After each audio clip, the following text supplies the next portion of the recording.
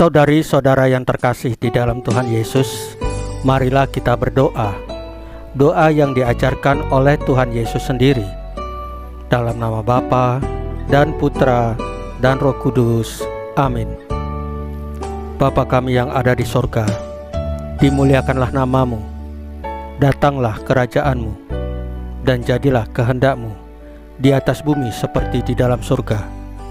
Berilah kami rejeki pada hari ini, dan ampunilah kesalahan kami, seperti kami pun mengampuni yang bersalah kepada kami. Dan janganlah masukkan kami ke dalam pencobaan, tetapi bebaskanlah kami dari yang jahat. Ya Roh Kudus, hadirlah saat ini untuk memimpin dan membimbing kami dalam membaca firman Tuhan Yesus dan merenungkannya, sehingga kami dapat mengerti maknanya dan dapat kami laksanakan dalam hidup kami sehari-hari di tengah masyarakat kami. Pembacaan Injil Markus bab 16 ayat 15 sampai dengan ayat 18. Lebih peka. Sekali peristiwa, Yesus yang bangkit dari antara orang mati menampakkan diri kepada ke-11 murid dan berkata kepada mereka, "Pergilah ke seluruh dunia, beritakanlah Injil kepada segala makhluk. Siapa yang percaya dan dibaptis akan diselamatkan, tetapi siapa yang tidak percaya akan dihukum. Tanda-tanda ini akan menyertai orang-orang yang percaya. Mereka akan mengusir setan-setan demi namaku. Mereka akan berbicara dalam bahasa-bahasa yang baru bagi mereka. Mereka akan memegang ular, dan sekalipun mereka minum racun maut, mereka tidak akan mendapat celaka. Mereka akan meletakkan tangannya di atas orang sakit, dan orang itu akan sembuh." Demikianlah sabda Tuhan. Terpujilah Kristus.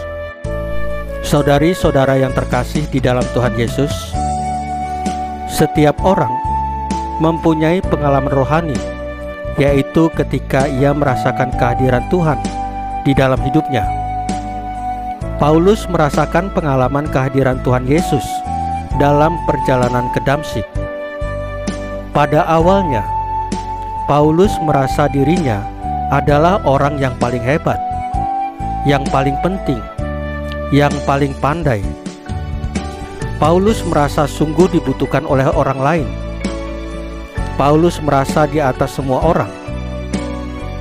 Akan tetapi, perjumpaan dengan Tuhan Yesus menjadi titik awal perubahan hidupnya.